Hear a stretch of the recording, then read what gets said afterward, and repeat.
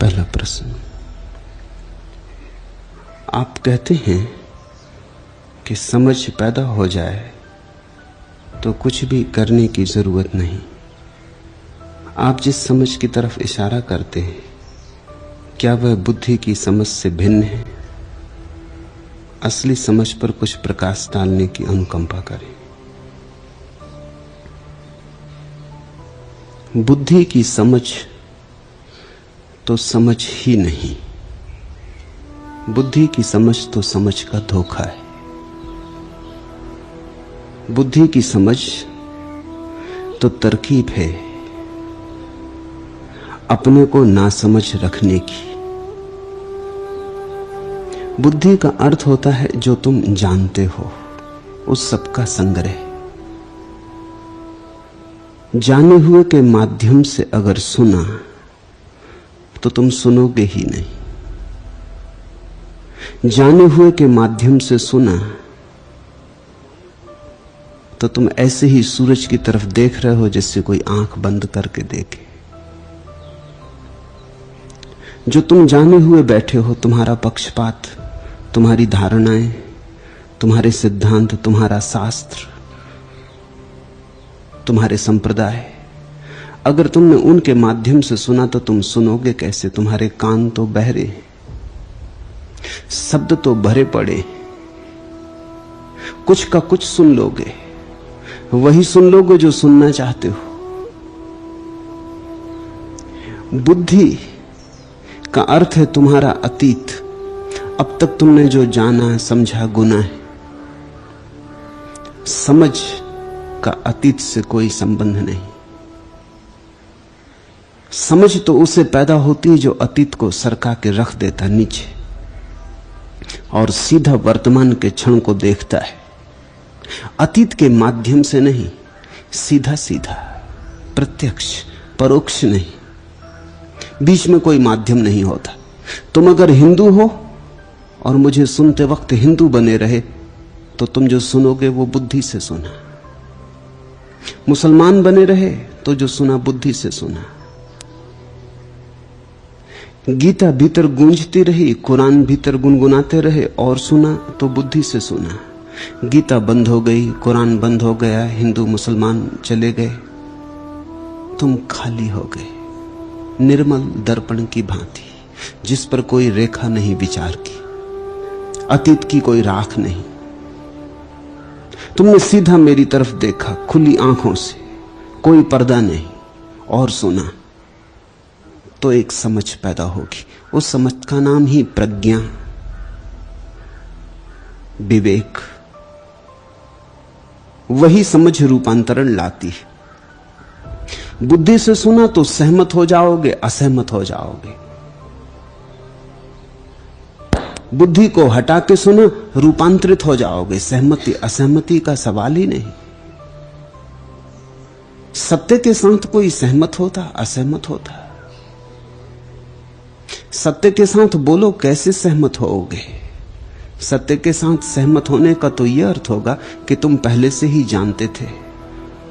सुना, राजी हो गए, तुमने कहा ठीक, यही तो सच है। ये तो प्रतिभिज्ञा हुई, ये तो तुम मानते थे पहले से, जानते थे पहले से। गुलाब का फूल देखा, तुमने कहा गुलाब का फूल है। जानते तो तुम पहले से थी, नहीं तो गुलाब का फूल कैसे पहचानते? सत्य को तुम जानते हो, जानते होते तो सहमत हो सकते थे। जानते होते और कोई गेंदे के फूल को गुलाब कहता तो असहमत हो सकते थे। जानते तो नहीं हो, जानते नहीं हो इसलिए तो खोज रहे हो। इस सत्य को समझो कि जानते नहीं हो, तुमने अभी गुलाब का फूल देखा नहीं, इसलिए कैसे तो सहमति भरो, कैसे असहमति भरो। न तो सिर हिलाओ सहमति में, ना असहमति में, सिर ही मत हिलाओ, बिना हिले सुनो। और जल्दी क्या है? इतनी जल्दी हमें रहती है कि हम जल्दी से पकड़ लें क्या ठीक क्या गलत। उसी जल्दी के कारण चूके चले जाते। निष्कर्ष की जल्दी मत करो। सत्य के साथ ऐसा अधैर्य का व्यवहार मत करो। सुन लो, जल्दी नहीं है सहमत असहमत होने की। और जब मैं कहता हूं सुन लो तो तुम ये भ्रांति मत लेना कि मैं तुमसे कह रहा हूं मुझसे राजी हो जाओ। बहुतों को यह डर रहता है कि अगर सुना और अपनी बुद्धि एक तरफ रख दी तो फिर तो राजी हो जाएंगे। बुद्धि एक तरफ रख दी तो राजी होगे कैसे? बुद्धि ही राजी होती, नाराजी होती। बुद्धि एक तरफ रख दी तो सिर्फ सुना, पक्षियों की सुबह की गुनगुनाहट है, तुम राजी होते, सहमत होते, असहमत होते? निर्झर की झरझर है कि हवा के झोंके का गुजर जाना है वृक्षों की शाखों से, तुम राजी होते, नाराजी होते? सहमत असहमति का सवाल नहीं, तुम सुन लेते। आकाश में बादल घुमड़ते, तुम सुन लेते। ऐसे ही सुनो सत्य को, क्योंकि सत्य आकाश में घुमड़ते बादलों जैसा है। ऐसे ही सुनो सत्य को, क्योंकि सत्य जल प्रपातों के नाद जैसा है। ऐसे ही सुनो सत्य को, क्योंकि सत्य मनुष्यों की भाषा जैसा नहीं, पक्षियों के कलरव जैसा है। संगीत है सत्य, शब्द नहीं। निशब्द है सत्य, सिद्धांत नहीं। शून्य है सत्य, शास्त्र नहीं। इसलिए सुनने की बड़ी अनूठी कला सीखनी जरूरी है। जो ठीक से सुनना सीख गया उसमें समझ पैदा होती। तुम ठीक से तो सुनते ही नहीं। मुल्ला नसरुद्दीन से एक दिन पूछा कि तू पागल की तरह बचाए चला जाता है, रद्दी खद्दी चीजें भी फेंकता नहीं, कूड़ा करकट भी इकट्ठा कर लेता है, सालों के अखबारों के अंबार लगाए बैठा है, कुछ कभी तेरे घर से बाहर जाता ही नहीं। ये तूने बचाने का पागलपन कहां से सीखा? उसने कहा एक बुजुर्ग की शिक्षा से। मैं थोड़ा चौंका, क्योंकि मुल्ला नसरुद्दीन ऐसा आदमी नहीं कि किसी से कुछ सीख ले। तो मैंने कहा मुझे पूरे ब्यौरे से कह, विस्तार से कह, किस बुजुर्ग की शिक्षा से? तो उसने कहा मैं नदी के किनारे बैठा था, एक बुजुर्ग पानी में गिर गए और जोर जोर से चिल्लाने लगे, बचाओ बचाओ। उसी दिन से मैंने बचाना शुरू कर दिया।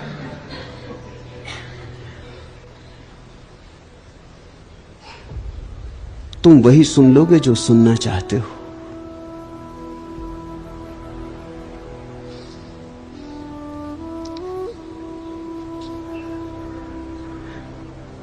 कवि जी को आई जमाई, बोले हे मां। सुनकर कवि पत्नी भबकी, बोली होके 3 बच्चों के बाप। नाम रट रहे हैं हेमा का, सत्यानाश हो सिनेमा का। हम जो सुनना चाहते हैं सुन लेते हैं, वही थोड़ी सुनते हैं जो कहा जाता है। हमारा सुनना शुद्ध नहीं, विकृत है। बुद्धि से सुना गया, सुना ही नहीं गया। सुनने का धोखा हुआ, आभास हुआ, लगता था सुना। तुम्हारे विचार बीच में आ गए, तुम्हारी बुद्धि ने आके सब रूपांतरित कर दिया, अपना रंग उंडेल दिया। काले को पीला कर दिया, पीले को काला कर दिया। फिर तुम तक जो पहुंचा वो वही नहीं था जो दिया गया था, वो बिल्कुल ही विनष्ट होकर पहुंचा, विकृत होकर पहुंचा। इसलिए पहली बात, बुद्धि की समझ कोई समझ नहीं। एक और समझ है, वही समझ रूपांतरण लाती। उसको कहो ध्यान की समझ, बुद्धि की नहीं, विचार की नहीं, निर्विचार की समझ, तर्क की नहीं, शांत भाव की, विवाद की नहीं, संवाद की। तो मुझे सुनो बुद्धि से तो सतत विवाद चलता है। ठीक कह रहे, गलत कह रहे, अपने शास्त्र के अनुसार कह रहे कि विपरीत कह रहे, मैं राजी हूं कि न राजी हूं, अब तक की मेरी मान्यताओं के तराजू पे बात तुलती है या नहीं तुलती है, ऐसा सतत भीतर तौल चल रही। ये विवाद है। तुम राजी भी हो जाओ तो भी दो कौड़ी का है तुम्हारा राजी होना, क्योंकि विवाद से कहीं कोई सहमति आई। विवाद की सहमति दो कौड़ी की, उसका कोई मूल्य नहीं। संवाद, संवाद का अर्थ है जब मैं कह रहा हूं तब तुम मेरे साथ लीन हो गए। तुमने दूर खड़े रह के ना सुना, तुम मेरे पास आ गए, तुम मेरे हृदय के पास धड़के, तुम मेरे हृदय की तरह धड़के। तुमने अपने हिसाब किताब को एक तरफ हटा दिया और तुमने कहा थोड़ी देर झरेखों को खाली रखेंगे, थोड़ी देर दर्पण बनेंगे। दर्पण बन के जो सुनता है वही सुनता है, और दर्पण बन के जो सुनता है उसमें समझ अनायास पैदा होती। दर्पण बन के जो सुनता है वही शिष्य है, वही सीखने में समर्थ है। जो दर्पण बन के सुनता है वो ज्ञान के आधार से नहीं सुनता,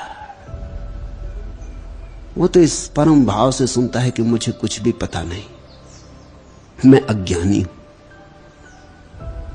मुझे काखा गा भी पता नहीं, इसलिए क्या विवाद। पंडित तो कभी सुनता ही नहीं। पंडित का तो अपना ही शोरगुल इतना है कि सुनेगा कैसे। मीन मेख निकालता, आलोचना में लीन रहता भीतर।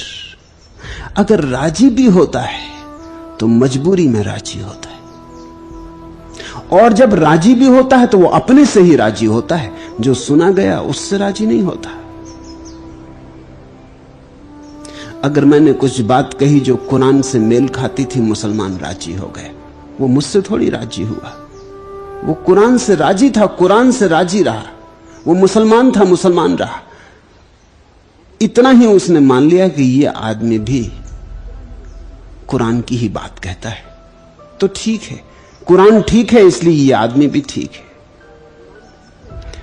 जो मुझे सुनेगा उसकी प्रक्रिया बिल्कुल उल्टी होगी।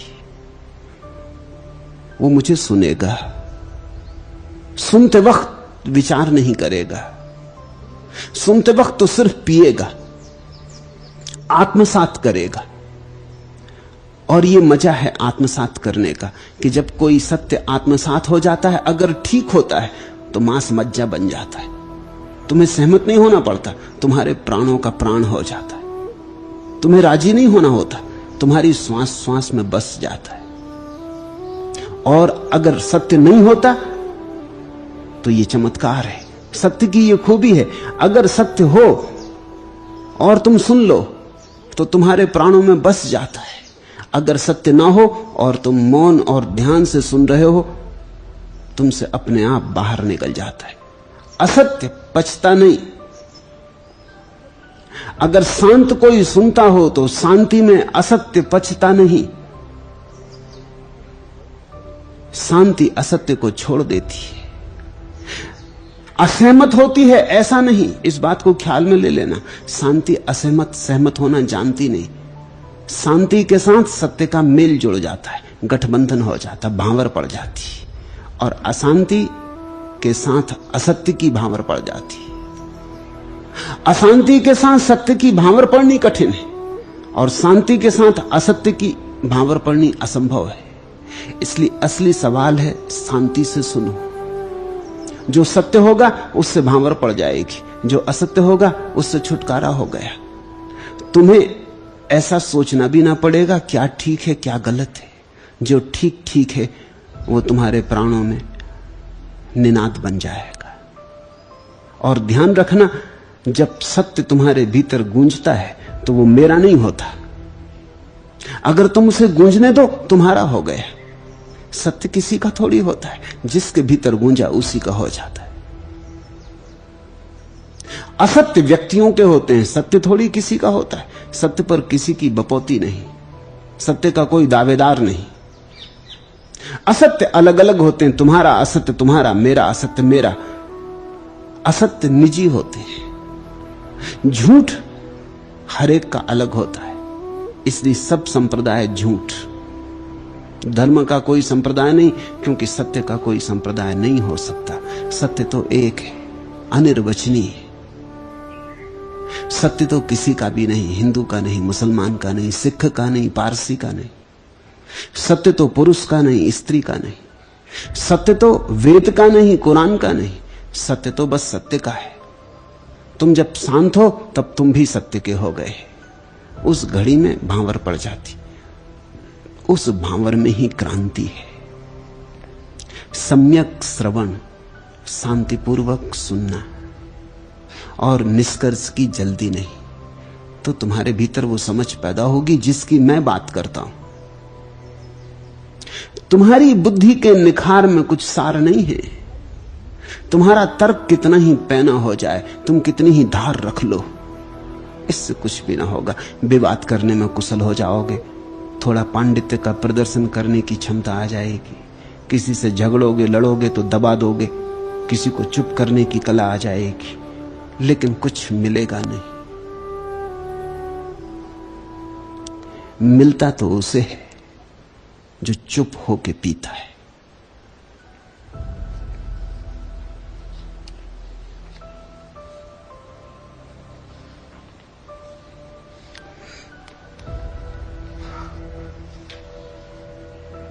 दूसरा प्रश्न, आपको पाने के बाद मुझ में बहुत कुछ रूपांतरण हुआ और ऐसा भी लगता है कि कुछ भी नहीं हुआ है। इस विरोधाभास को स्पष्ट करने की कृपा करें।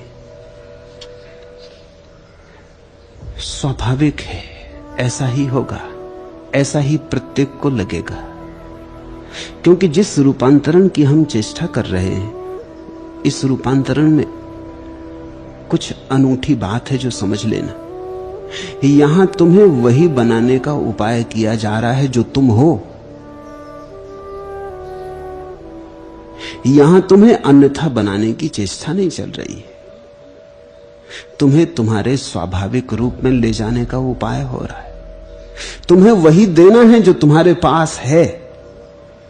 तो जब मिलेगा तो एक तरफ से तो लगेगा कि अपूर्व मिलन हो गया, क्रांति घटी, अहोभाव, और दूसरी तरफ यह भी लगेगा कि जो मिला वो कुछ नया तो नहीं है, वो तो कुछ पहचाना लगता है, वो तो कुछ अपना ही लगता है, वो तो जैसे था ही अपने भीतर और याद ना रही थी। बुद्ध को जब ज्ञान हुआ और देवताओं ने उनसे पूछा कि क्या मिला, तो कथा कहती है बुद्ध हंसे और उन्होंने कहा मिला कुछ भी नहीं, जो मिला ही हुआ था उसका पता चला,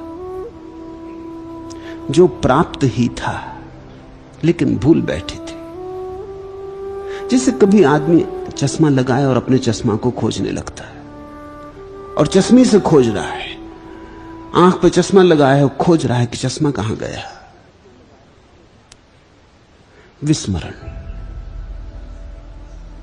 याददाश्त खो गई। सत्य नहीं खोया है, सिर्फ याद खो गई। तो जब याद जागेगी तो ऐसा भी लगेगा कि कुछ मिला, अपूर्व मिला, क्योंकि इसके पहले याद तो नहीं थी। तो भिखारी बने फिर रहे थे, सम्राट थे और अपने को भिखारी समझा था। और ऐसा भी लगेगा कि कुछ भी तो नहीं मिला, सम्राट तो थे ही, इसी की याद आ गई। विरोधाभास नहीं है। अगर तुम्हें ऐसा लगे कि कुछ एकदम नवीन मिला है तो समझना कि कुछ झूठ मिल गया। ऐसा लगे कि कुछ नवीन मिला है जो अति प्राचीन भी है तो ही समझना कि सच मिला। अगर ऐसा लगे कि सनातन और चिर नूतन सदा से है और अभी अभी ताजा घटा है, ऐसी दोनों बातें एक साथ जब लगें तभी समझना कि सत्य के पास आए, सत्य के द्वार में प्रवेश मिला है।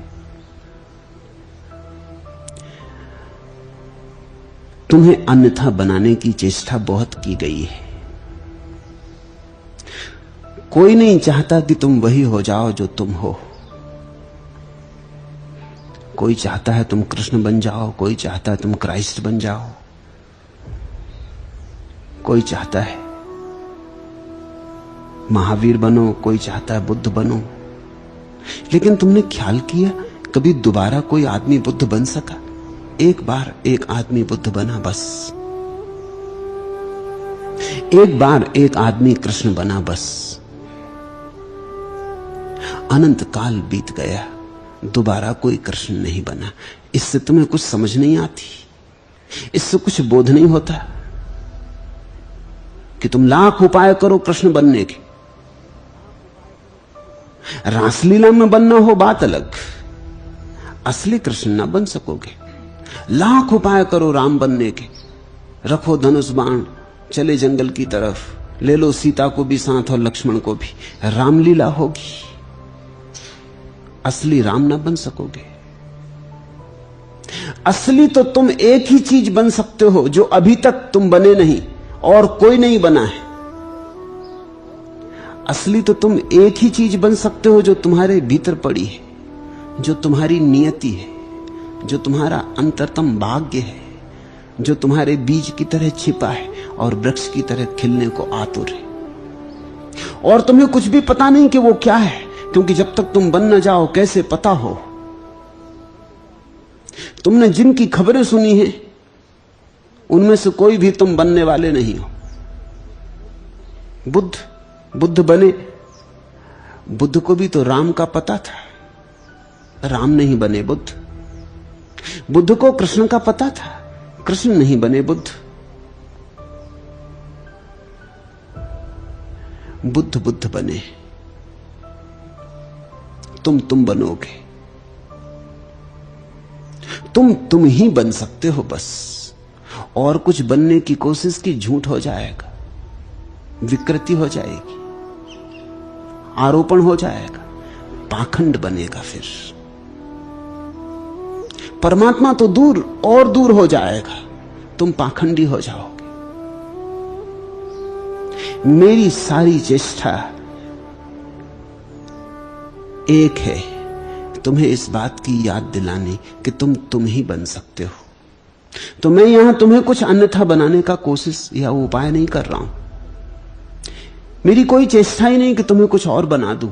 मेरी सिर्फ इतनी ही चेष्टा है कि तुम्हें इतना याद दिला दूं कि तुम कुछ और बनने की चेष्टा में मत उलझ जाना, अन्यथा चूक जाओगे, समय खोएगा, शक्ति व्यय होगी और तुम्हारा जीवन संकट और दुख और दारिद्र्य से भरा रह जाएगा। तुम्हारे भीतर एक फूल छिपा है और कोई भी नहीं जानता कि वो फूल कैसा होगा। जब खिलेगा तभी जाना जा सकता है। जब तक बुद्ध न हुए थे किसी को पता न था कि ये गौतम सिद्धार्थ कैसा फूल बनेगा। हां, कृष्ण का फूल पता था, राम का फूल पता था, लेकिन बुद्ध का फूल तो तब तक हुआ ना था। अब हमें पता है, लेकिन तुम्हारा फूल अभी भी पता नहीं। तुम्हारे भीतर कैसा कमल खिलेगा, कितनी पखुरियां होंगी उसकी, कैसा रंग होगा, कैसी सुगंध होगी, नहीं, कोई भी नहीं जानता। तुम्हारा भविष्य गहन अंधेरे में पड़ा है। तुम्हारा भविष्य बीज में छिपा है। बीज टूटे, बीज की तंद्रा मिटे, बीज जागे, अंकुरित हो,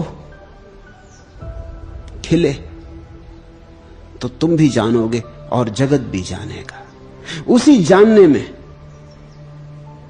जानना हो सकता, उसके पहले जानने का कोई उपाय नहीं। इसलिए मैं तुमसे यह भी नहीं कह सकता कि तुम क्या बन जाओगे। भविष्यवाणी नहीं हो सकती, और यही आदमी की महिमा है कि उसके संबंध में कोई भविष्यवाणी नहीं हो सकती। आदमी कोई मशीन थोड़ी है कि भविष्यवाणी हो सके। मशीन की भविष्यवाणी होती, सब तय है। मशीन मुर्दा है, आदमी परम स्वतंत्र है, स्वच्छंदता है। और एक आदमी बस अपने जैसा अकेला है, अद्वितीय है। दूसरा उस जैसा न कभी हुआ, न कभी होगा, न हो सकता है। इस महिमा पर ध्यान दो, इस महिमा के लिए धन्यभागी समझो। परमात्मा ने तुम जैसा कभी कोई नहीं बनाया। परमात्मा दोहराता नहीं, तुम अनूठी कृति हो। लेकिन जब तुम्हारे भीतर फूल खिलना शुरू होगा तो यह विरोधाभास तुम्हें मालूम होगा। तुम्हें यह लगेगा, पूछा है, आपको पाने के बाद मुझ में बहुत बहुत रूपांतरण हुआ, और ऐसा भी लगता है कि कुछ भी नहीं हुआ। बिल्कुल ठीक हो रहा है, तभी ऐसा लग रहा है। रूपांतरण भी होगा, महाक्रांति भी घटित होगी, तुम बिल्कुल नए हो जाओगे और उस नए होने में ही अचानक तुम पाओगे, अरे ये तो मैं सदा से था, ये खजाना मेरा ही है,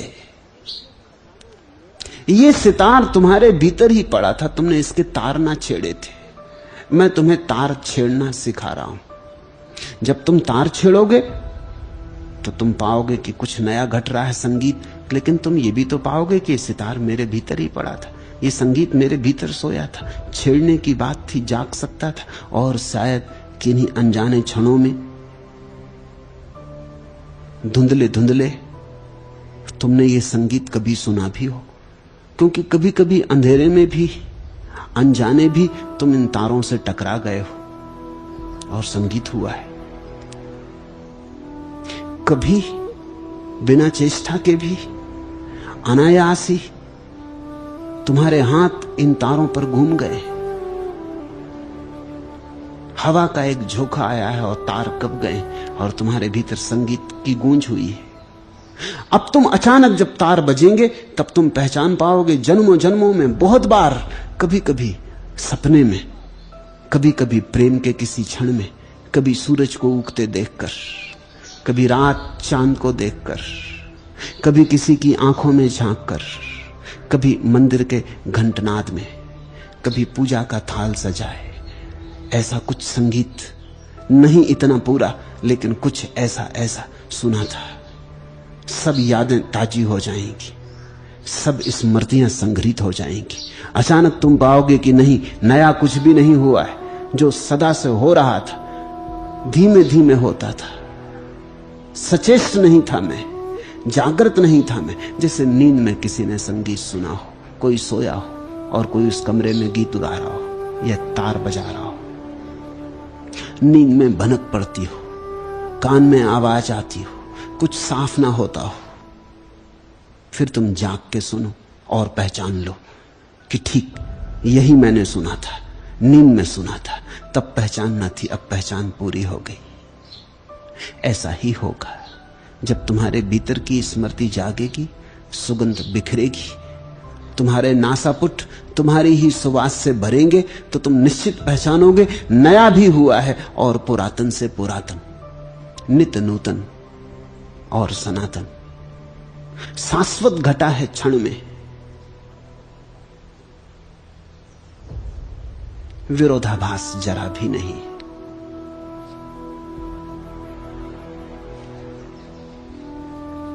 तीसरा प्रश्न, एक और आप कहते हैं कि वासना स्वभाव से दुष्पूर है, वह सदा अतृप्त की अतृप्त बनी रहती है, और दूसरी ओर आप यह भी कहते हैं कि यदि संसार में रस बाकी रह गया हो तो उसे पूरा भोग लेना भी अपेक्षित है।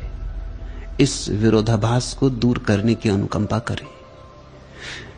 विरोधाभास दिखाई पड़ते हैं क्योंकि तुम्हें दिखाई नहीं पड़ता।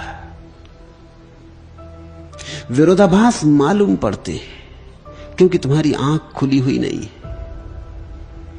अंधेरे में टटोलते हो, इसलिए विरोधाभास दिखाई पड़ते, अन्यथा कोई विरोधाभास नहीं है। समझो, निश्चित ही वासना दुष्पूर है, ऐसा बुद्ध का वचन, ऐसा समस्त बुद्धों का वचन। वासना दुष्पूर है, इसका अर्थ होता वासना को भरा नहीं जा सकता। तुम लाख उपाय करो, 10 रुपए हैं तो 20 रुपए चाहिए, 10,000 हैं तो 20,000 चाहिए, और 10 लाख हैं तो 20 लाख चाहिए। जो अंतर है 10 और 20 का कायम रहता है। वासना दुष्पूर है, इसका अर्थ हुआ कि तुम्हारी अतृप्ति का जो अनुपात है सदा कायम रहता है, उसमें कोई फर्क नहीं पड़ता। तुम कितना कमा लोगे इससे कोई फर्क नहीं पड़ता, तुम्हारी वासना उतनी ही आगे बढ़ जाएगी। वासना क्षितिज की भांति है, दिखाई पड़ता है ये 10 मील 12 मील दूर मिलता हुआ पृथ्वी से। भागो, लगता है घड़ी में 2 घड़ी में पहुंच जाएंगे, भागते रहो जन्मों जन्मों तक, कभी ना पहुंचोगे। तुम जितने भागे उतना ही क्षितिज आगे हट गया। तुम्हारे और क्षितिज के बीच का फासला सदा वही का वही। वासना दुष्पूर है, इसका अर्थ कि वासना को भरने का कोई उपाय नहीं। यह सत्य है।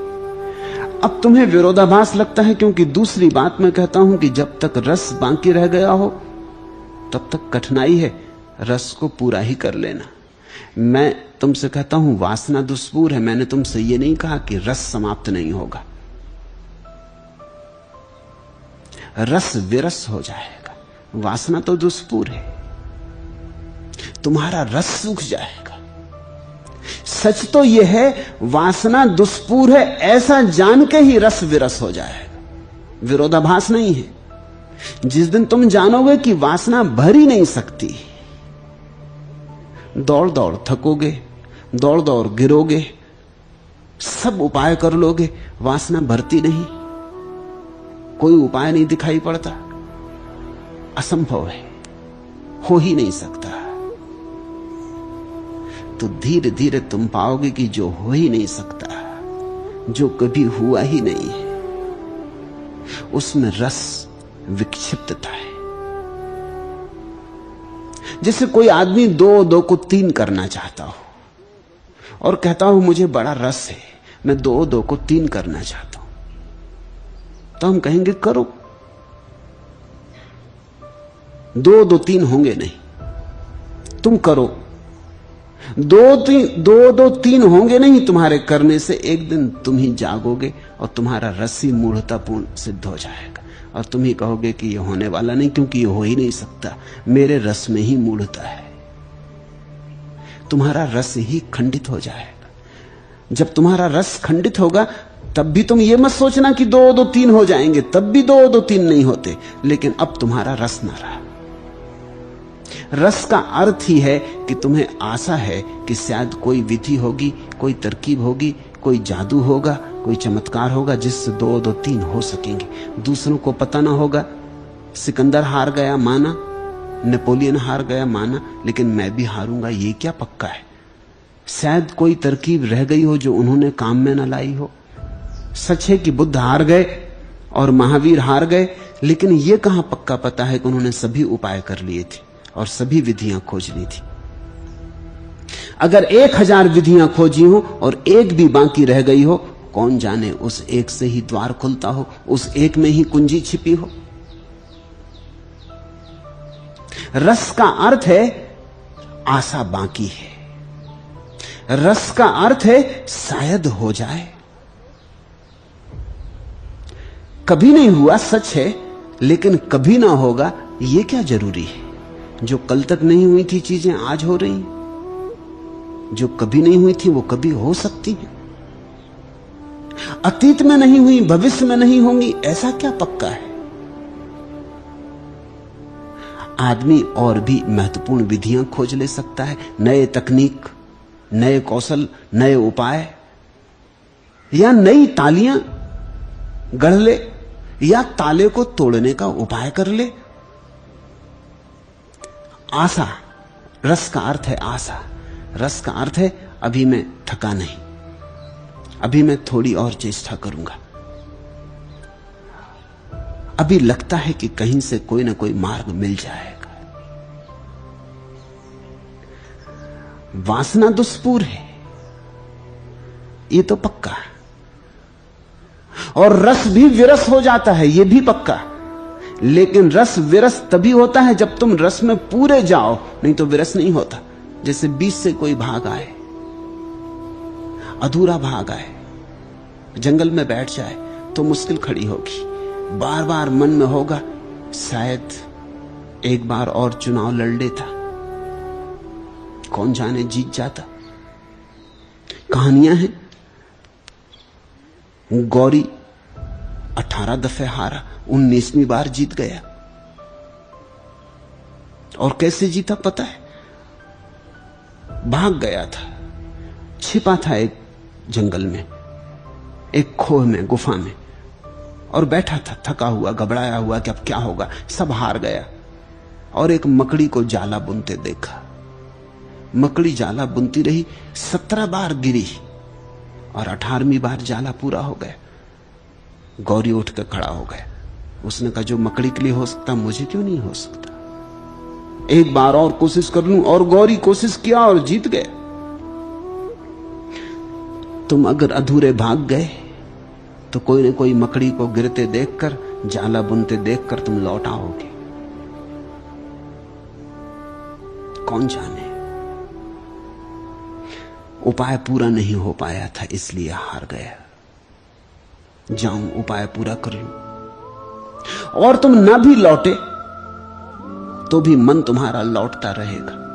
तुम चाहे बैठे रहो गुफा में, मन तुम्हारा बाजारों में भरमेगा, धन तिजोरियों की चिंता करेगा, स्त्रियों पुरुषों के सपने देखेगा, पद प्रतिष्ठा के रस में तल्लीन होगा। गुफा में बैठने से क्या फर्क होता है?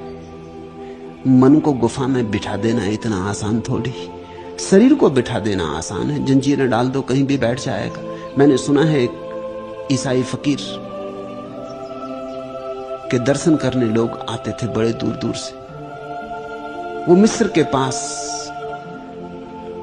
एक रेगिस्तान में एक गुफा में रहता था। हजारों मील से लोग उसके दर्शन करने आते थे। लोग बड़े चकित होते थे उसका तपस्या, उसका त्याग देखकर। एक दिन एक फकीर भी उसके दर्शन को आया था। वो देख के हंसने लगा। उसने पूछा, मैं समझा नहीं, आप हंस क्यों रहे हैं? उस फकीर ने कहा, मैं ये देख के हंस रहा हूं कि तुमने अपने हाथ में जंजीरें और पैरों में बेड़ियां क्यों डाल रखी। वो जो फकीर था गुफा में रहने वाला, उसने अपने पैरों में जंजीरें डाल रखी थी और गुफा के साथ जोड़ रखी थी जंजीरें, और हाथ में जंजीरें थी। मैं इसलिए हंस रहा हूं कि तुमने ये जंजीरें क्यों डाल रखी। उस फकीर ने कहा, इसलिए कि कभी कभी मन में कमजोरी के क्षण आते और भाग जाने का मन होता, संसार में लौट जाने की इच्छा प्रबल हो जाती, तब ये जंजीरें रोक लेती। थोड़ी देर ही रुकती है वो कमजोरी, फिर अपने को संभाल लेता हूं। उतनी देर के लिए जंजीरें काम दे जाती, क्योंकि जंजीरें खोलना आसान नहीं है, मैंने सदा के लिए बंद करवा दी। तो कमजोरी के क्षण में सहारा मिल जाता। लेकिन ये भी कोई बात हुई, जंजीरों के सहारे अगर रुके रहे गुफा में। और ऐसा नहीं कि सभी सन्यासी इस तरह की स्थूल जंजीरें बांधते हैं, सूक्ष्म जंजीरें। कि कोई जैन मुनि हो गया, अब 20 साल प्रतिष्ठा, 30 साल प्रतिष्ठा, सम्मान, चरण स्पर्श, लोगों का मान, पूजा, आदर। अब आज अचानक अगर लौटना चाहे तो ये सारा पूजा आदर जो 30 साल मिला है, ये जंजीर बन जाता है। आज हिम्मत नहीं होती कि लौट के जाऊं, संसार में लोग क्या कहेंगे, अहंकार बाधा बन जाता है। ये बड़ी सूक्ष्म जंजीर है, इसलिए तो त्यागी को आदर दिया जाता है। ये संसारी की तरकीब है उसको गुफा में रखने की, भाग ना सको। बच्चू एक दफा आ गए गुफा में, निकलने ना देंगे। ऐसी सूक्ष्म जंजीरें हैं, इतना शोरगुल मचाएंगे, इतना बैंड बाजा बजाएंगे, शोभा यात्रा निकालेंगे, लाखों खर्च करेंगे। लगा दी उन्होंने मोहर, अब तुम्हें भागने ना देंगे। क्योंकि ध्यान रखना, जितना सम्मान दिया इतना ही अपमान होगा। सम्मान की तुलना में ही अपमान होता है। इसलिए जैन मुनि भागना बहुत मुश्किल पाता है, हिंदू सन्यासी इतना मुश्किल नहीं पाता, क्योंकि इतना सम्मान कभी किसी ने दिया भी नहीं, तो उसी मात्रा में अपमान है। मेरे सन्यासी को तो कोई दिक्कत नहीं, वो किसी भी दिन सन्यास छोड़ दे, क्योंकि किसी ने कोई सम्मान दिया नहीं था। अपमान कोई देगा नहीं, अपमान का कोई कारण नहीं है। अपमान उसी मात्रा में मिलता है जिस मात्रा में सम्मान ले लिया। सम्मान जंजीर बन जाता है। अगर तुम सच में समझदार हो तो कभी अपने ध्यान, अपने सन्यास के लिए किसी तरह का सम्मान मत लेना, क्योंकि जो सम्मान दे रहा है वो तुम्हारा जेलर बन जाए। उससे कह देना, सम्मान नहीं, क्षमा करो, धन्यवाद। क्योंकि कल अगर मैं लौटना चाहूं तो मैं कोई जंजीरें नहीं रखना चाहता अपने ऊपर। मैं जैसा मुक्त सन्यास में आया था उतना ही मुक्त रहना चाहता हूं अगर सन्यास के बाहर मुझे जाना हो। तो कुछ तो गुफाओं में स्थूल जंजीरें बांध लेते हैं, कुछ सूक्ष्म जंजीरें, मगर जंजीरें हैं और ये जंजीरें रोक के रखती हैं। ये कोई रुकना हुआ है? जंजीरों से रुके ये कोई रुकना हुआ है? आनंद से रुको, जंजीरों से नहीं। अहोभाव से रुको, अपमान के भय से नहीं, सम्मान की आकांक्षा से नहीं, समाधि के रस से। लेकिन यह तभी संभव होगा जब संसार का रस चुक गया हो। इसलिए मेरा जोर है कि कच्चे मत भागना, अधूरे अधूरे मत भागना, बीच से मत उठाना महफिल से। महफिल पूरी हो जाने दो, ये गीत पूरा सुन ही लो, इसमें कुछ सार नहीं, घबराना कुछ है भी नहीं। ये नाच पूरा हो ही जाने दो, कहीं ऐसा ना हो कि घर जाके सोचने लगो कि पता नहीं। ये कहानी पूरी हो जाने दो, अंतिम पर्दा गिर जाने दो, कहीं ऐसा ना हो कि बीच से उठ जाओ और फिर मन पछताए और मन सोचे कि पता नहीं असली दृश्य देखने को रह ही गए हो। अभी तो कहानी शुरू ही हुई थी, पता नहीं अंत में क्या आता है। इसलिए मैं कहता हूं कि जीवन को जियो, भरपूर जियो। डर कुछ भी नहीं है क्योंकि वासना दुष्पूर है। तो मेरा मतलब समझो, मैं तुमसे यह कह रहा हूं कि चूंकि वासना दुष्पूर है, तुम लाख जियो, आज नहीं कल तुम सन्यासी बनोगे। सन्यास से बचने का उपाय नहीं। सन्यास संसार के अनुभव का नाम है। जिसने संसार का ठीक अनुभव ले लिया वो करेगा क्या और? सन्यास संसार के अनुभव की निष्पत्ति है, सार है। मैं सन्यास को संसार का विरोधी नहीं मानता हूं। ये उसी जीवन की सारी अनुभूति का सार निचोड़ है। जी के देखा कि वहां कुछ भी नहीं है, जी के देखा कि वासना भरती नहीं है, जी के देखा कि वासना भूखा का भूखा रखती है, तृप्त नहीं होने देती। जी कर देखा कि दुख ही दुख है, नरक ही नरक है। इसी अनुभव से आदमी ऊपर उठता और इसी अनुभव से जीवेशना विसर्जित हो जाती, जीने की आकांक्षा चली जाती। जीने की आकांक्षा के चले जाने का नाम ही मुमुक्षा है, मोक्ष की आकांक्षा। मोक्ष का क्या अर्थ होता है? अब और नहीं जीना चाहता, बहुत जी लिया, नहीं अब और नहीं जीना चाहता, देख लिया सब जो देखने को था, सब नाटक पूरे हुए, सब कथाएं पूरी पढ़ ली। जीवन का पाठ अपने अंतिम निष्कर्ष पर आ गया। सन्यास संसार के प्रगाढ़ अनुभव का नाम है। इसलिए कहता हूं कि अनुभव से कच्चे मत भागना। संसार से कच्चे भागे तो सन्यास भी कच्चा रह जाएगा, और कच्चा सन्यास दो कौड़ी का है। ये संसार की आग में तुम्हारा घड़ा पके, तुम पक के बाहर आओ। पूछते हो वासना स्वभाव से दुष्पूर है, ऐसा आप कहते, और फिर ये भी कहते कि रस को पूरा भोग लो। इनमें विरोधाभास दिखाई पड़ता है। दिखाई पड़ता है क्योंकि तुम्हें दिखाई नहीं पड़ता। ये दोनों एक ही सिक्के के दो पहलू हैं। वासना दुष्पूर है, इसीलिए रस से मुक्त हुआ जा सकता है। और जब रस से मुक्त हुआ जा सकता है और वासना बढ़ती ही नहीं, तो जल्दी क्या है, घबराहट क्या है, इतना अधैर्य क्या है? इस संसार में कितने ही गहरे जाओ, कुछ हाथ ना लगेगा। इसलिए मैं कहता हूं दिल भर के जाओ। वो जो तुमसे कहते हैं कि मत जाओ, संसार में जाने में खतरा है, मुझे लगता है उन्हें अभी पक्का पता नहीं। उन्हें एक डर है कि कहीं ऐसा ना हो कि तुम भरम जाओ। उन्हें भय है, उन्हें लगता है कहीं ऐसा ना हो कि तुम्हारी वासना तृप्त ही ना हो जाए, कहीं फिर तुम मोक्ष की आकांक्षा ही ना करो। उन्हें डर है कि कहीं ये क्षितिज मिल ही ना जाए, मिल गया तो फिर तुम ना लौटोगे। उनका भय तुम समझते हो, उनका भय उनका अज्ञान है। मैं तुमसे कहता हूं जाओ, जहां जाना हो जाओ, भोगो, भटको, लौट आओगे। भटकने में कंजूसी मत करो, तो जब तुम लौटोगे पूरे लौटोगे, फिर तुम पीछे लौट के भी न देखोगे। फिर संसार ऐसे गिर जाता है जैसे सांप अपने पुराने वेश को छोड़ देता, अपनी पुरानी चमड़ी को छोड़ देता, सरक जाता, बाहर निकल जाता, पीछे लौट के भी नहीं देखता। ठीक ऐसा ही जब सन्यास सहज घटता है तब उसकी अपूर्व महिमा है।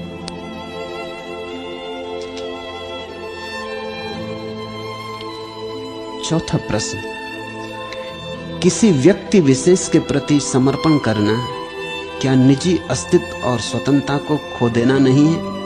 व्यक्तित्व की पूजा न कर व्यक्ति की पूजा करना कहां तक उचित है? पहली बात, तुम वही खो सकते हो जो तुम्हारे पास हो। उसे तो तुम कैसे खोओगे जो तुम्हारे पास नहीं है? इसे समझना। अक्सर ऐसा हो जाता है, कहावत है कि नंगा नहाता नहीं, क्योंकि वो कहता है नहाऊंगा तो निचोड़ूंगा कहां, और निचोड़ने को कुछ है ही नहीं।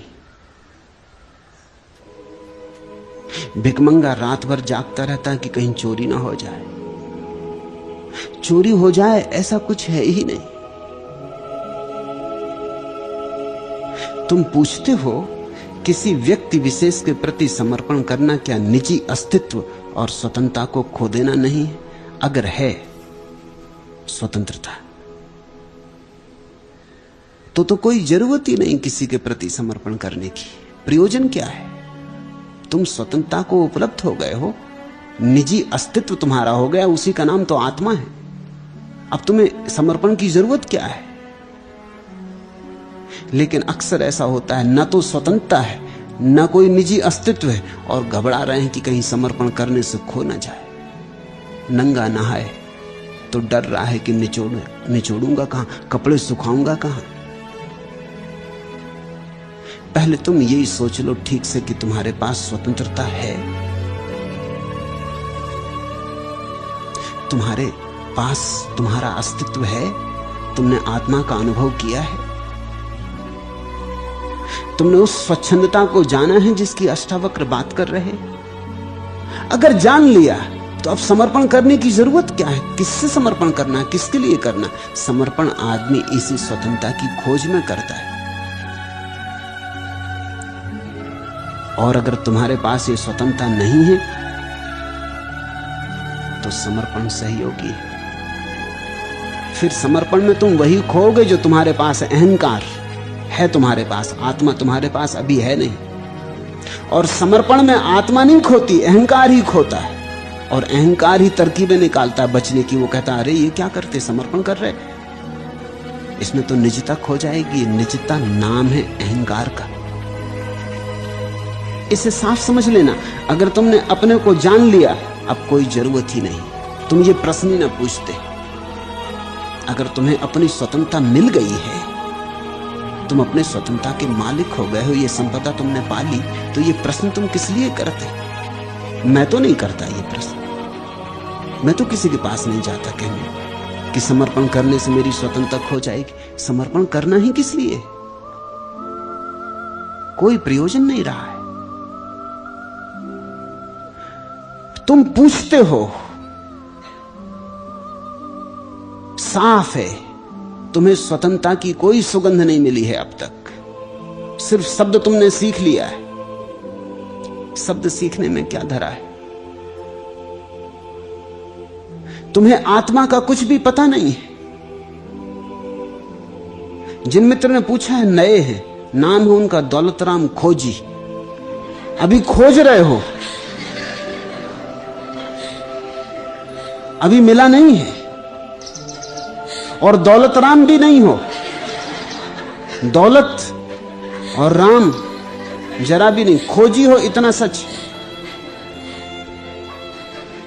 अभी दौलत है नहीं, और राम के बिना दौलत होती कहां? अभी तुम्हें भीतर के राम का पता नहीं। लेकिन डर है कि कहीं समर्पण किया तो खो न जाए। क्या खो जाएगा? दौलत है नहीं, दौलत राम। सिर्फ अहंकार का धुआं है। खो जाने दो, इसके खोने से लाभ होगा। ये खो जाए तो तुम्हारे भीतर, इस धुएं के भीतर छिपी जो दौलत पड़ी है उसके दर्शन होने लगे। समर्पण तुम्हें स्वतंत्रता देगा अहंकार से। स्वतंत्रता का क्या अर्थ होता है? हम किसी दूसरे से थोड़ी बंधे, अपने ही अस्मिता से बंधे, अपने ही अहंकार से बंधे। किसी और ने हमें थोड़ी बांधा है, अपना ही दंभ हमें बांधे हुए। समर्पण का अर्थ है दंभ किसी के चरणों में रख दो जहां प्रेम जगा हो। किसी के पास अगर परमात्मा की थोड़ी सी झलक मिली हो तो चूको मत मौका, रख दो वहीं चरणों में। ये बहाना अच्छा है, इस आदमी के बहाने अपना अहंकार रख दो। इस अहंकार के रखते ही तुम्हारे भीतर जो छिपा है वो प्रकट हो जाएगा। ये आवरण उतार दिया, तुम नग्न हो जाओगे। उस नग्नता में तुम्हें अपनी आत्मा की पहली झलक मिलेगी, और उस आत्मा का ही स्वभाव स्वतंत्रता है। अहंकार का स्वभाव स्वतंत्रता नहीं। इसलिए समर्पण में तो आदमी आत्मवान बनता है, स्वतंत्र बनता है। समर्पण से किसी की स्वतंत्रता थोड़ी खोती। एक बात। दूसरी बात, जो स्वतंत्रता समर्पण से खो जाए वो दो कौड़ी की है, वो बचाने योग्य नहीं। जो स्वतंत्रता समर्पण करने पर भी बचे वही बचाने योग्य है। इस बात को समझना। स्वतंत्रता कोई ऐसी कमजोर लचर चीज थोड़ी है कि तुमने समर्पण किया, किसी के पैर छू लिए और गई। इतनी सस्ती चीज को बचा के भी क्या करोगे जो पैर छूने से चली जाए, जो कहीं सिर झुकाने से चली जाए। इसको बचा के भी क्या करोगे? इसमें कुछ मूल्य भी नहीं। ये बड़ी कमजोर है, नपुंसक है। स्वतंत्रता तो ऐसी अद्भुत घटना है कि तुम सारे संसार के चरण छुओ तो भी न जाएगी। तुम कंकड़ पत्थरों के चरण छुओ, झाड़ झाड़ पत्थर पत्थर सिर झुकाओ तो भी न जाएगी, जा ही नहीं सकती। स्वतंत्रता यानी स्वभाव, जा कैसे सकता है? अपना है जो, उसे खोओगे कैसे? सिर झुक जाएगा, तुम झुक जाओगे और तुम पाओगे तुम्हारे भीतर स्वतंत्रता प्रगाढ़ होकर जल रही दिए की भांति। अकंप उसकी लौ है, अकंप उसका प्रकाश है। जितने झुकोगे उतना पाओगे। तुम अचानक पाओगे कि विनम्रता से स्वतंत्रता का विरोध नहीं है।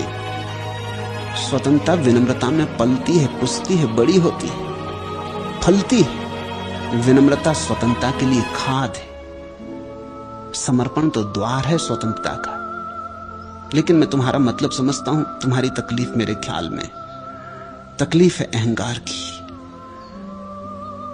अपने को कुछ मान बैठे हो तो कैसे किसी के चरणों में झुका दे? तुम्हें परमात्मा भी मिल जाए तो भी तुम बचाओगे। बचाने की बहुत तरकीबें हैं। पहले तुम ये मानने को राजी ना होगे कि परमात्मा कहीं ऐसे मिलता है। वो पहले जमाने की बातें गई जब परमात्मा जमीन पर आया करता था, अब थोड़ी आता। तुम कुछ न कुछ परमात्मा में भूल चूक खोज लोगे जिससे समर्पण करने से बच सको। तुमने राम में भी भूल चूक खोज ली थी, तुमने कृष्ण में भी खोज ली थी, तुमने बुद्ध में भी खोज ली थी।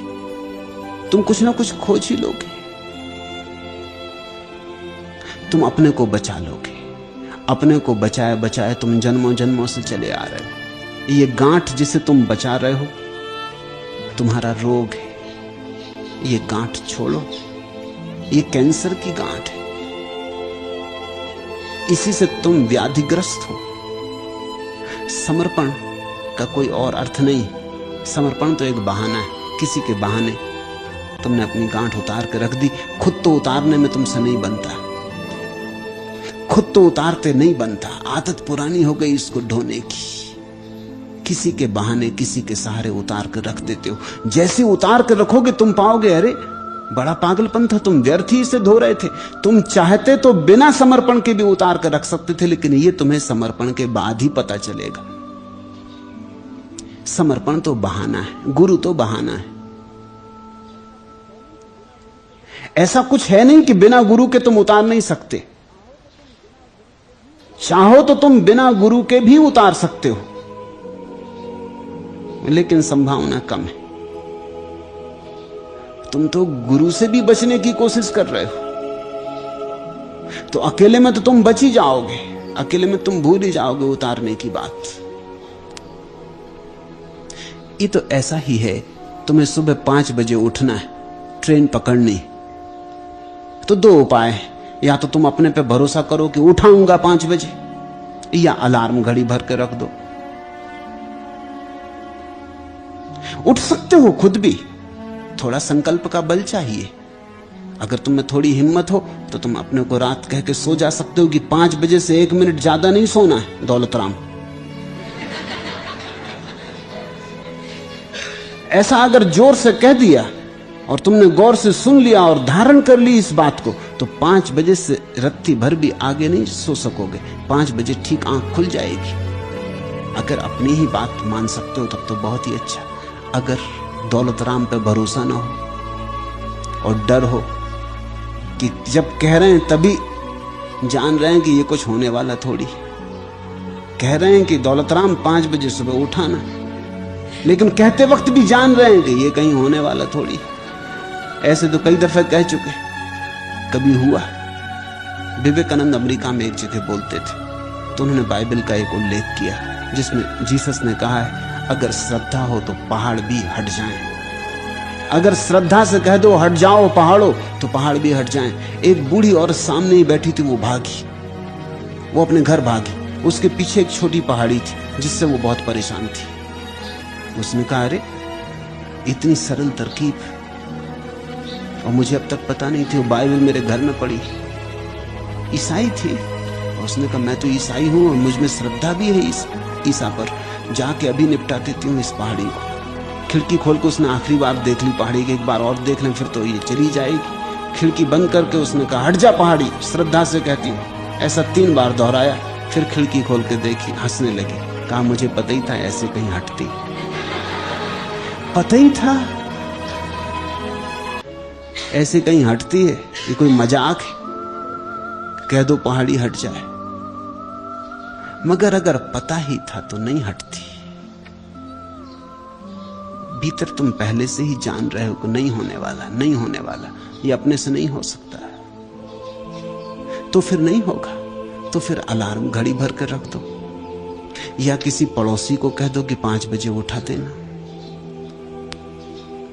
कोई उपाय करो। गुरु के पास समर्पण का केवल इतना ही अर्थ है कि तुमसे नहीं होता तो अलार्म भर दो। गुरु तो अलार्म है, जगा देगा। तुमसे नहीं बनता तो वो तुम्हें जगा देगा। इमैनुअल कांट हुआ जर्मनी का बहुत बड़ा विचारक। वो अकेला रहा जिंदगी भर, शादी नहीं की, लेकिन एक नौकर को अपने पास रखता था। वो धीरे धीरे नौकर उसका मालिक हो गया, क्योंकि नौकर पर निर्भर रहना पड़ता। और इमैनुअल कांट बिल्कुल पागल था समय के पीछे। मिनट मिनट, सेकंड सेकंड का हिसाब रखता था। अगर 11 बजे खाना खाना तो 11 ही बजे खाना खाना, 2 मिनट देर हो गया तो मुश्किल। रात 10 बजे सोना है तो 10 बजे सो जाना है। कभी कभी तो ऐसा हुआ कि कोई मिलने आया था, वो बात ही कर रहा, वो उचक के अपना कंबल ओढ़ के सो गया, क्योंकि 10 बज गया। घड़ी में देखा, वो इतना भी नहीं कह सकता कि अब मेरे सोने का वक्त हो गया, क्योंकि इसमें भी तो समय लग जाएगा। वो सो ही गया। नौकर आके कहेगा, अब आप जाइए। मालिक सो गए। और सुबह 3 बजे उठता था, और 3 बजे उठने में उसे बड़ी अड़चन थी, मगर जिद्दी था। उठता भी था और अड़चन भी थी। अड़चन इतनी थी कि नौकर से मारपीट हो जाती थी।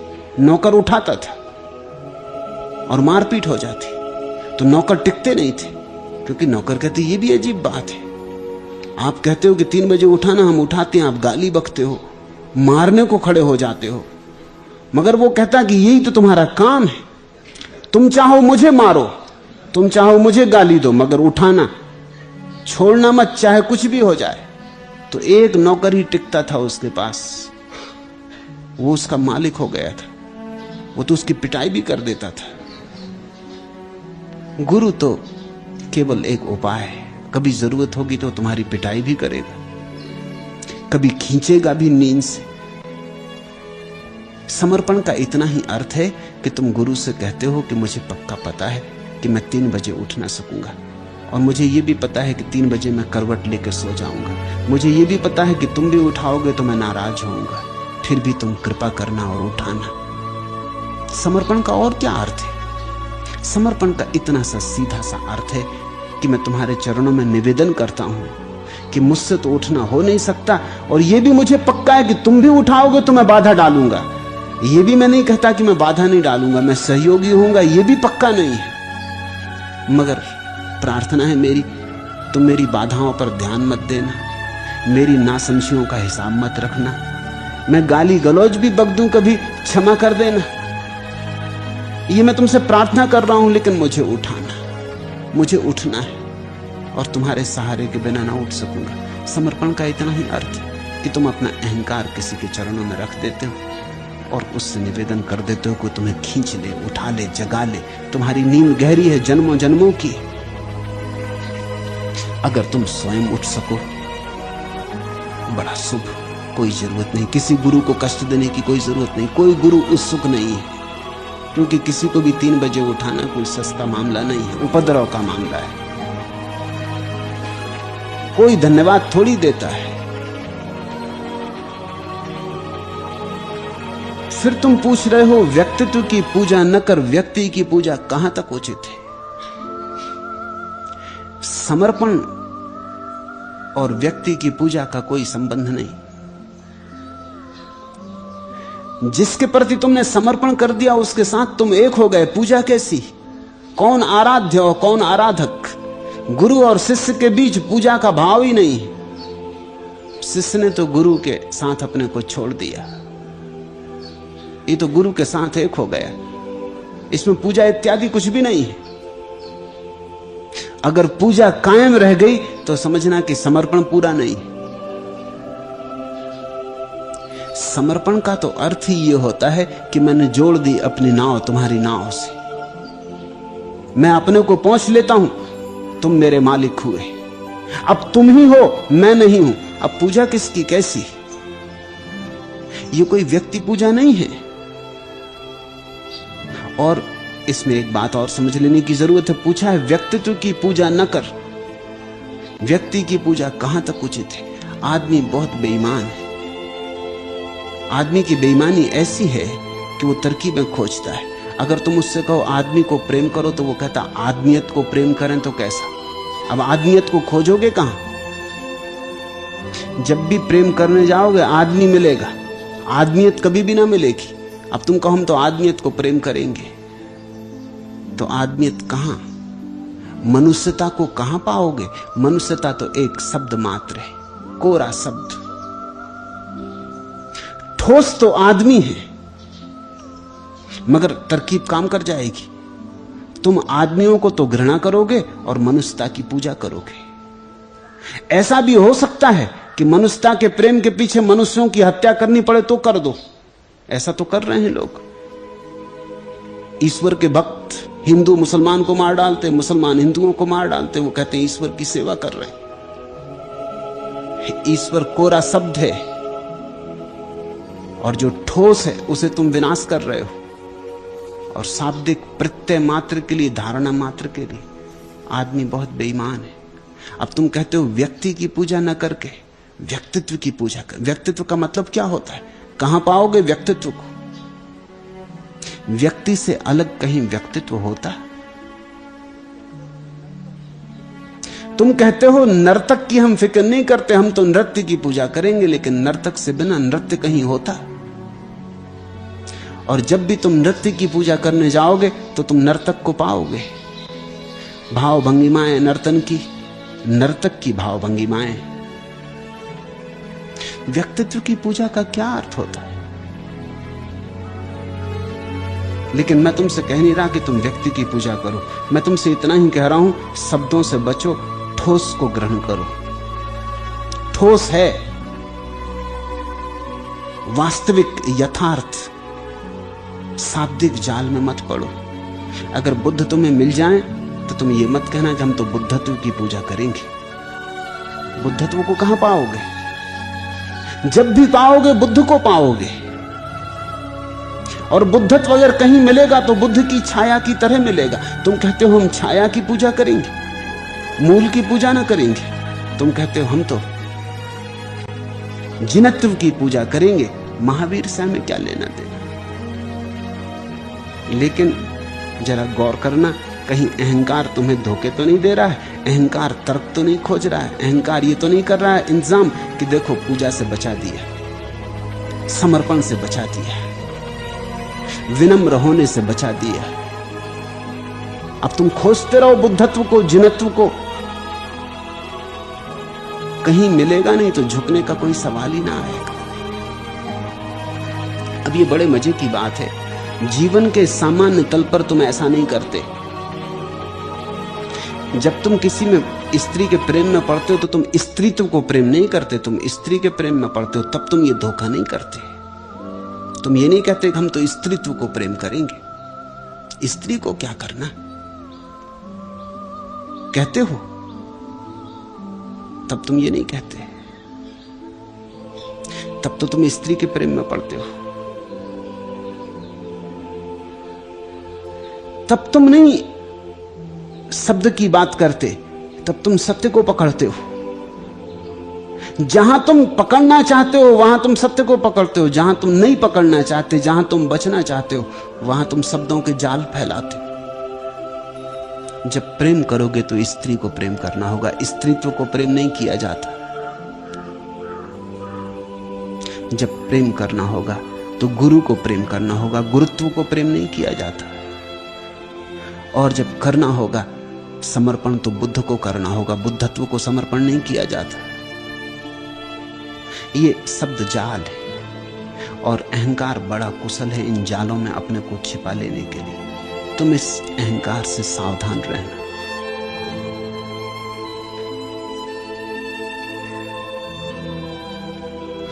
टूटा सिलसिला फुनगी पर फूल खिला, झरा तो गहरा अपना ही मूल मिला।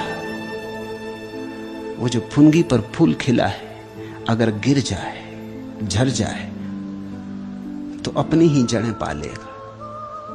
तुम अगर झुक जाओ तो अपना ही मूल पालोगे। टूटा सिलसिला फुनगी पर फूल खिला, झरा तो गहरा अपना ही मूल मिला। झुको, समर्पण करो तो तुम स्वयं को ही पालोगे। माध्यम होगा कोई, पाओगे तुम अपने को ही, किसी के द्वार से। गुरुद्वार है, गुरुद्वारा, उसके द्वार से तुम अपने पर ही लौट आओगे।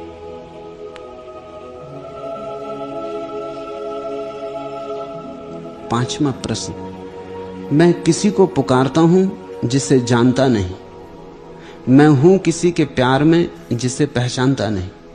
यह क्या इंतजार के बाद भी आता है इंतजार, या समझूं कि मैं ही तुझे पुकारता नहीं।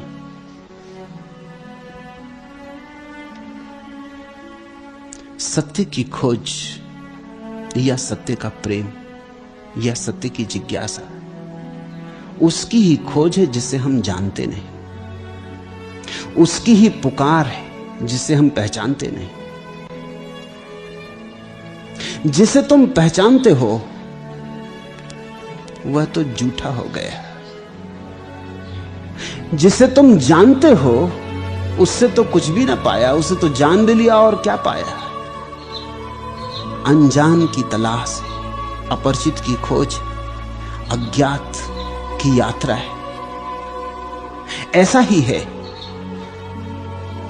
स्मरण रखना, रोज रोज जो जान लो उसे छोड़ देना है ताकि यात्रा दूषित ना हो पाए और यात्रा शुद्ध रूप से अनजान, अपरिचित, अज्ञात की बनी रहे। जो जान लो उसे झाड़ देना, वो कचरा हो गया। ज्ञात को इकट्ठा मत करना, ज्ञात से ही तो बुद्धि बनती है। ज्ञात को इकट्ठा ही मत करना, ज्ञात की धूल इकट्ठी मत होने देना ताकि तुम्हारा चित्त का दर्पण अज्ञात को झलकाता रहे, अज्ञात को पुकारता रहे, अज्ञात का आवाहन और चुनौती आती रहे। ठीक ऐसा ही है। और यह भी ख्याल रखना, ये जो परमात्मा की खोज है ये शुरू तो होती है, पूरी कभी नहीं होती, पूरी हो भी नहीं सकती, क्योंकि परमात्मा अनंत है। इसे तुम पूरा कैसे करोगे? इसे चुकाओगे कैसे? इसे तौलते रहो, तौल ना पाओगे, अमाप है। इसलिए रोज रोज लगेगा पास आए, और फिर भी तुम पाओगे दूर के दूर रहे। रोज रोज लगेगा मंजिल ये आई, और फिर भी लगेगा इंतजार जारी है। मगर इंतजार में बड़ा मजा है, मिलने से भी ज्यादा मजा है। ये जो सतत खोज है और सतत कशिश और खिंचाव है और ये सतत पुकार है, इसका मजा तो देखो, इसका रस तो अनुभव करो। अगर परमात्मा मिल जाए तो फिर क्या करोगे? बुलाता रहे, दौड़ाता रहे, छिपता रहे, ये छियाछी चलती रहे, इंतजार जारी रहे। लेकिन हम बड़े सीमित हैं। हम कहते हैं अब जल्दी मिल जाओ, इंतजार नहीं चाहिए। हमें पता नहीं हम क्या मांग रहे हैं। अगर यात्रा पूर्ण हो जाए तो फिर मृत्यु के अतिरिक्त कुछ बचता नहीं। पूर्णता तो मृत्यु है, इसलिए यात्रा अपूर्ण रहेगी, क्योंकि मृत्यु है ही नहीं जगत में। अस्तित्व मृत्यु विहीन है। यह यात्रा शाश्वत है। परमात्मा मंजिल नहीं है, यात्रा है। इस तरह सोचना शुरू करो। उसे तुम मंजिल की तरह सोचो ही मत, अन्यथा भ्रांति खड़ी होती। यात्रा की तरह सोचो, और तब एक नया ही रूप प्रकट होता है। तब कल नहीं है रस, आज है, अभी है, यही है। तब ऐसा नहीं कि किसी दिन पहुंचेंगे और फिर मजा करेंगे, परमात्मा में डूबेंगे और रस लेंगे। प्रतिपल मार्ग पर, राह पर, पक्षियों के गीत में, हवा के झोंकों में, चांद तारों में, राह की धूल में, सब जगह परमात्मा लिप्त है, सब जगह मौजूद है। ये यात्रा है परमात्मा, मंजिल नहीं। इंतजार बड़ा मधुर है, और ये इंतजार अनंत है।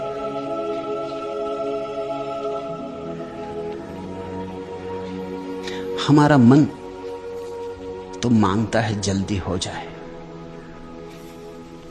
हमारा मन बड़ा अधीर है। इतना मत दूर रहो, गंध कहीं खो जाए। आने दो आंच, रोशनी न मंद हो जाए। देखा तुमको मैंने कितने जन्मों के बाद, चंपे की बदली सी धूप छाए आसपास, घूम सी गई दुनिया, यह भी न रहा याद।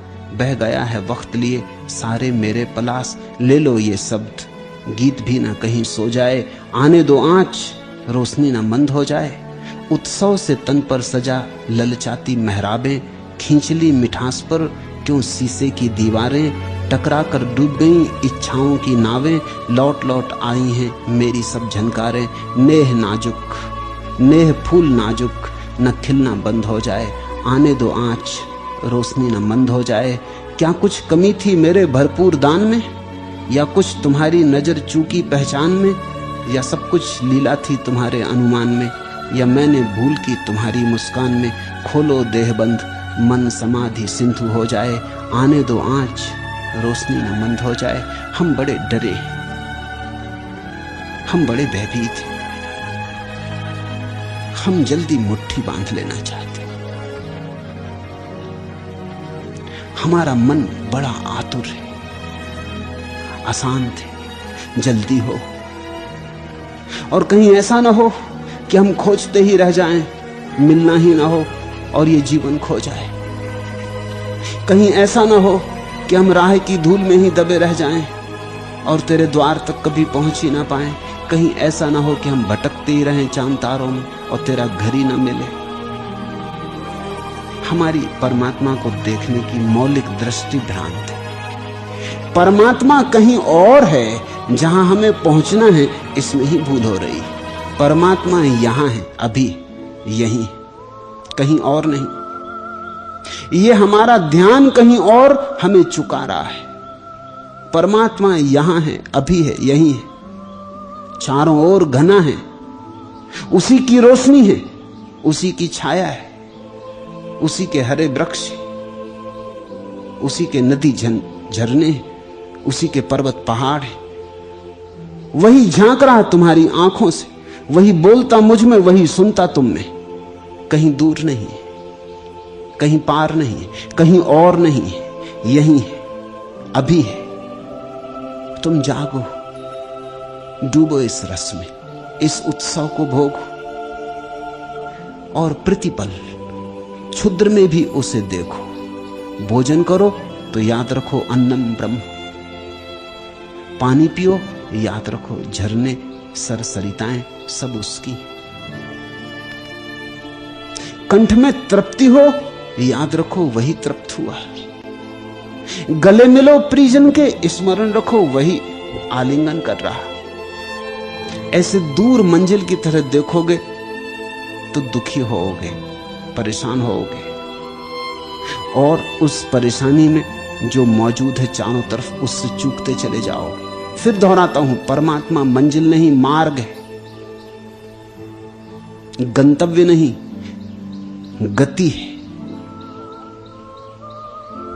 आखिरी पड़ाव नहीं, सभी पड़ाव उसके हैं, आखिरी कोई पड़ाव ही नहीं है। यात्रा ही यात्रा है, अनंत यात्रा है।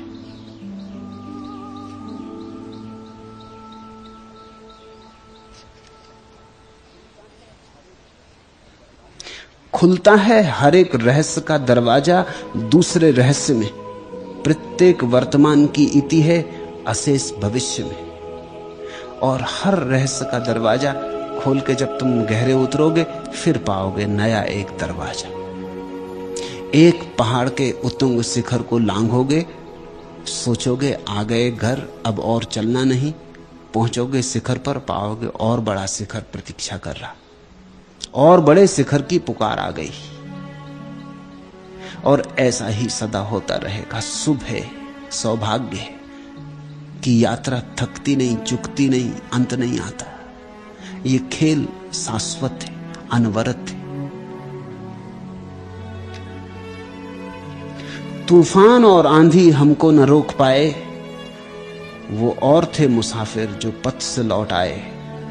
संकल्प कर लिया तो संकल्प बन गए हम, मरने के सब इरादे जीने के काम आए।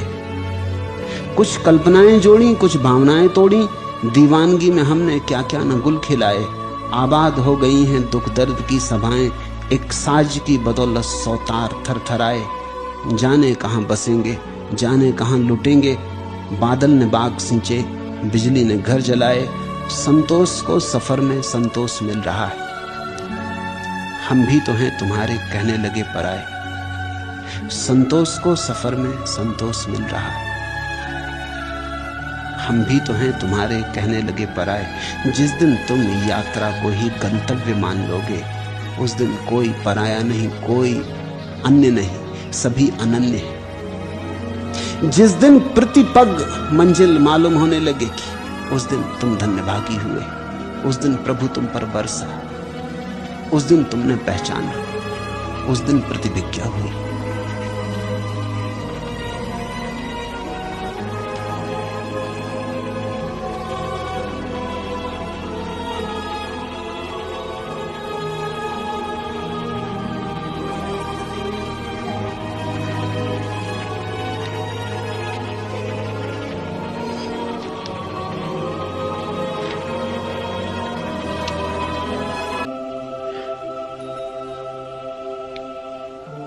आखिरी प्रश्न।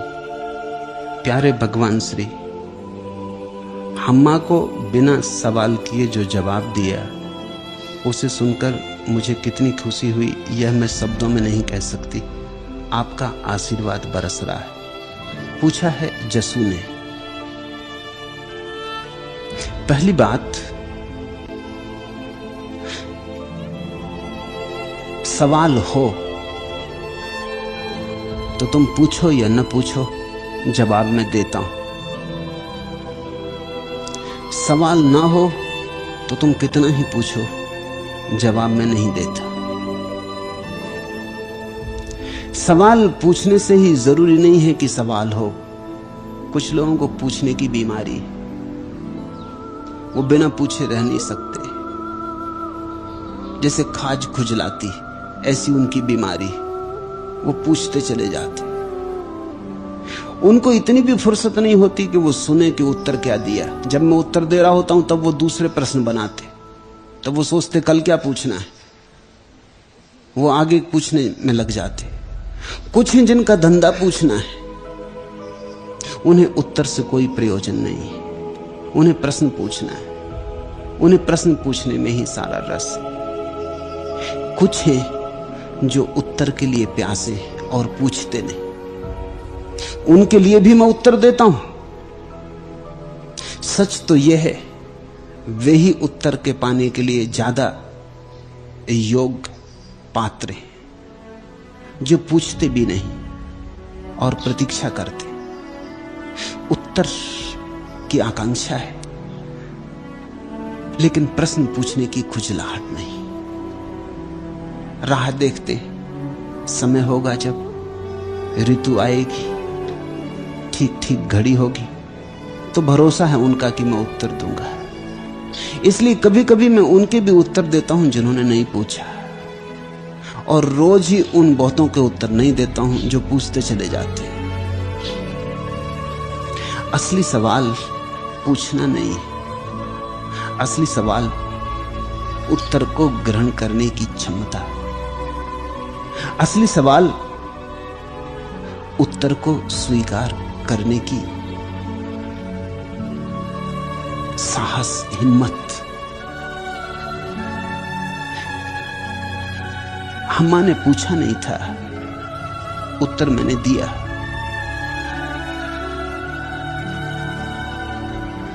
हम्मा को पूछने का कोई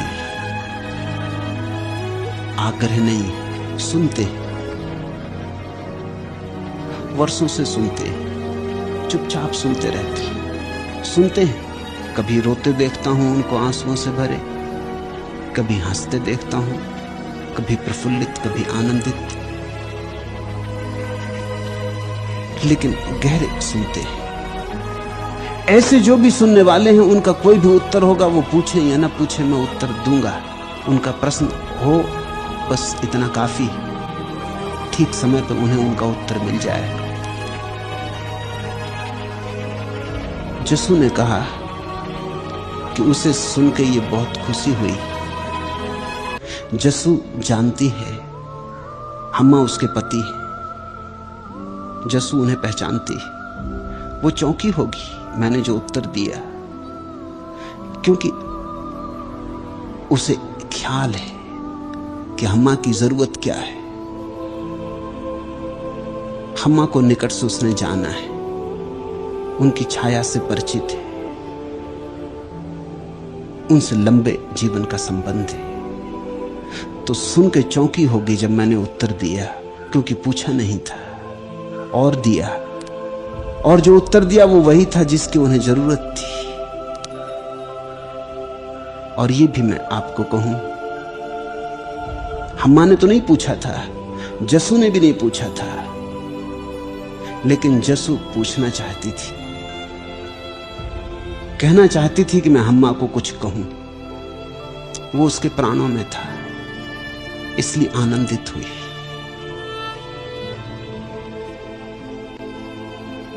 निश्चित ही शब्दों में कहना मुश्किल है, उसने कहा आपका आशीर्वाद बरस रहा है। जब तुम मेरे उत्तर को ग्रहण करने में समर्थ हो जाओगे तो तुम अचानक पाओगे कि आशीर्वाद बरसा। मैं उत्तर नहीं दे रहा हूं, आशीष ही दे रहा हूं। जो इन्हें उत्तर समझते हैं वो चूक गए। ये कोई शाब्दिक सिद्धांत और शास्त्र की बातें नहीं हैं जो यहां हो रही। यहां कोई शब्द जाल नहीं है, यहां किन्हीं सिद्धांतों की रचना नहीं की जा रही और न कोई संप्रदाय गढ़े जा रहे। यहां कोई बौद्धिक उत्तर नहीं खोजे जा रहे। अगर तुमने मेरा उत्तर ग्रहण कर लिया, अगर तुमने हृदय में उसे ले जाने दिया, तीर की तरह चुभने दिया, तो तुम अनुभव करोगे कि आशीर्वाद की वर्षा हुई। तुम पर निर्भर है, वर्षा होती है। तुम उल्टे घड़े की तरह भी हो सकते हो, घड़ा रखा रहे खुले आंगन में, वर्षा होती रहे, पानी ना भरेगा। तुम फूटे घड़े की भांति भी हो सकते हो, सीधा भी रखा रहे, वर्षा भी होती रहे, पानी भरता भी रहे, फिर भी बचे ना।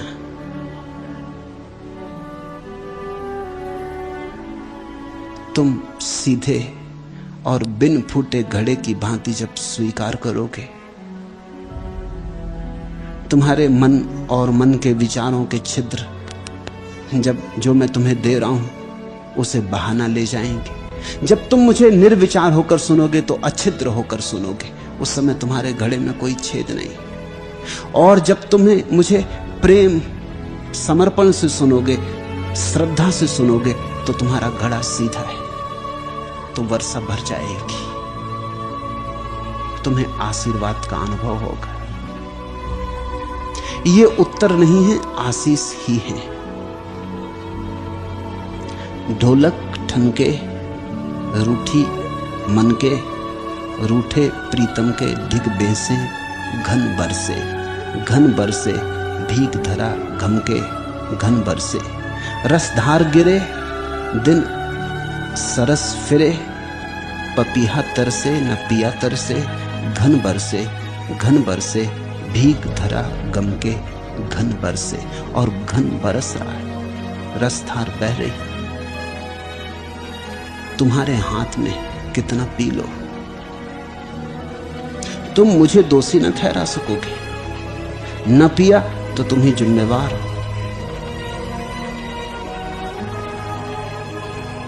तुम मुझे उत्तरदायी न ठहरा सकोगे, तुम ये ना कह सकोगे कि घन नहीं बरसे थे, कि रसधार नहीं बही थी। ये उपाय तुम्हारे लिए नहीं है। तुम ये ना कह सकोगे कि हम बुद्ध के समय में नहीं थे और क्राइस्ट के समय में नहीं थे और कृष्ण की बांसुरी को हमने नहीं सुना, क्या करें। तुम ये ना कह सकोगे, बांसुरी बज रही है, नहीं सुने तो तुम ही सिर्फ जिम्मेवार हो। सुन लिया तो निश्चित ही आशीर्वाद की वर्षा हो जाएगी। और आशीर्वाद मुक्ति है, आशीष में निर्वाण है।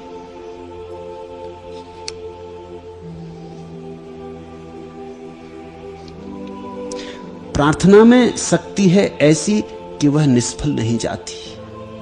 जो अगोचर कर चलाते हैं जगत को, उन करों को प्रार्थना नीरव चलाती। प्रार्थना से सुनो, प्रार्थना पूर्ण होकर सुनो। जो अगोचर कर चलाते हैं जगत को, उन करों को प्रार्थना नीरव चलाती। अगर तुमने प्रार्थना पूर्वक सुन लिया तो तुम्हारे प्राणों से जो भी उठेगा वो परमात्मा को चलाने लगता। वही तो आशीर्वाद का अर्थ है, उसकी तरफ से आशीर्वाद बरसने लगते। प्रार्थना में शक्ति है ऐसी कि वह निष्फल नहीं जाती। जो अगोचर कर चलाते हैं जगत को, उन करों को प्रार्थना नीरव चलाती। कहना भी नहीं पड़ता, बिन कहे भी प्रार्थना पहुंच जाती। बस हृदय प्रार्थना भरा हो, समर्पित हो, श्रद्धा से आपूर हो, बाढ़ आई हो प्रेम की, तो अनंत आशीषों की वर्षा उपलब्ध होगी। आशीष तो बरस ही रहे हैं, तुम्हारा हृदय खुला होगा और तुम उन्हें पाने में समर्थ हो जाओगे। इसे याद रखना, यहां कोई बौद्धिक निर्वचन नहीं चल रहा है, यहां तो अनिर्वचनीय की बात हो रही। उसे पाने के लिए भाव ही एकमात्र पात्रता देता है, विचार नहीं। भाव से समझोगे तो ही समझोगे, विचार से समझा तो चूक सुनिश्चित है। आज इतना है।